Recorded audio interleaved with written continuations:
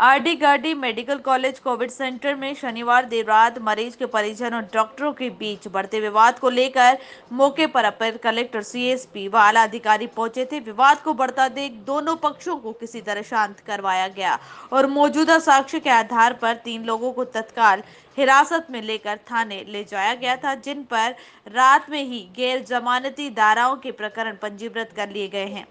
प्रकरण चिकित्सा अधिनियम 2008 व महामारी एक्ट में परिजनों के खिलाफ डॉक्टर विवेक रघुवंशी द्वारा दर्ज करवाया गया।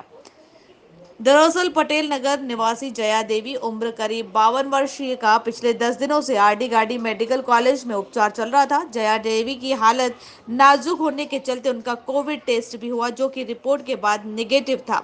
हालात ज्यादा बिगड़ने से शनिवार देर रात जया देवी का निधन हो गया। जया देवी के अंतिम समय में मौके पर मौजूद उनकी बेटी ने मां की हालत देखकर उनके कुछ वीडियो बनाए और अस्पताल प्रबंधक पर कई आरोप लगाए। वीडियो बनाते वक्त जया देवी की बेटी के कह रही हैं कि उनकी मां की हालत गंभीर है और मौके पर कोई डॉक्टर मौजूद नहीं है और ना ही मशीन चालू है। वीडियो में उनकी मां भी गंभीर हालत में दिख रही है। दूसरे वीडियो में जया देवी को बांध कर रखा है और तीसरे वीडियो में जया देवी की बेटी आरोप लगा रही है कि डॉक्टर ने उन्हें भगाया अंदर से और मारा भी, जिसमें एक डॉक्टर के हाथ में डंडा भी है। वह चौथे वीडियो में जया देवी के बेटे के कपड़े फटी हालत में दिख रहे हैं। यह पूरा घटनाक्रम शनिवार देर रात का है। पूरे मामले में हमने जया देवी की बेटी से बात की तो उन्होंने आरोप लगाते हुए कहा कि हाथ पैर मुंह बांध कर कौन इलाज करता है। जब हमने इस बात का विरोध किया तो डॉक्टर विवेक ने कहा कि वो ऑक्सीजन मास्क नहीं लगा रही थी, इसीलिए उन्हें बांधा। लेकिन परिजन अड़े रहे और लगातार आरोप लगाते हुए कहा कि मेंटल नहीं थी मां, जो बांध कर इलाज किया। बांधने से वो और घबरा गई, जिसकी वजह से उनकी मौत हुई है। ममता ने यह भी कहा कि मध्य प्रदेश सरकार शिवराज जी से निवेदन करती हूँ, हमें न्याय मिले।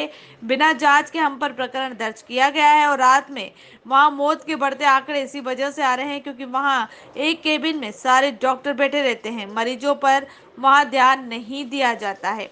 वहीं हमें जिला कलेक्टर आशीष सिंह ने कोविड सेंटर आरडी गार्डी के हालातों के बारे में जानना चाहा तो कलेक्टर साहब ने स्पष्ट कहा है कि हाथ बांध कर रखा जाता है, मरीजों को इससे कोई गलत नहीं है, पूरी दुनिया में ऐसे ही इलाज होता है।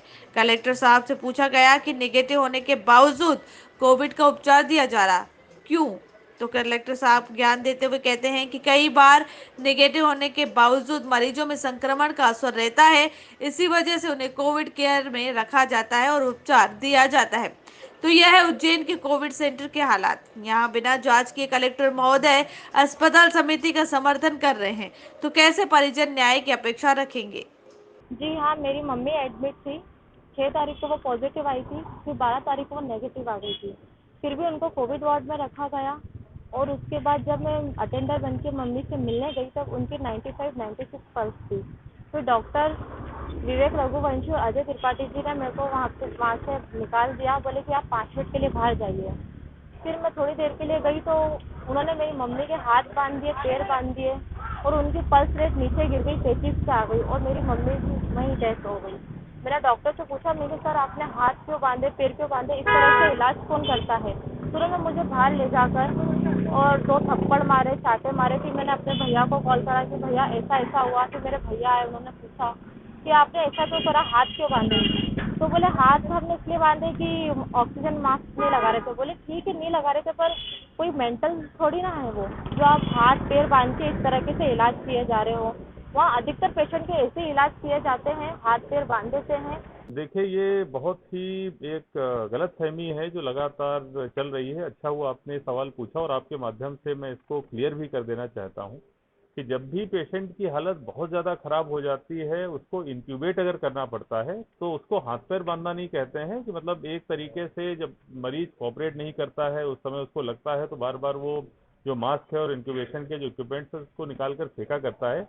इसके लिए टेप के माध्यम से जो बैंडेड होता है, जो टेप होता है, जो चिकित्सा में प्रयोग किया जाता है, उससे टेम्परेरली उसके हाथों को जरूर जो है थोड़ा नियंत्रित किया जाता है जिससे कि इंक्यूबेशन प्रॉपर हो सके। अगर इंक्यूबेशन प्रॉपर नहीं होगा तो निश्चित रूप से मरीज के बचने की जो थोड़ी बहुत संभावनाएं होंगी वो पूरी तरीके से खत्म हो जाएंगी। तो ये डॉक्टर्स मजबूरी में करते हैं, अंतिम एक जो उपाय होता है उसके तहत करते हैं और ये एक रूटीन प्रोसीजर है, चाहे आरडी गार्डी हो, चाहे अरविंदो हो, चाहे कहीं पर भी हो, हर जगह यही प्रोसीजर इस्तेमाल किया जाता है। इसमें कहीं कुछ भी गलत नहीं है। उज्जैन से विजेंद्र यादव की रिपोर्ट।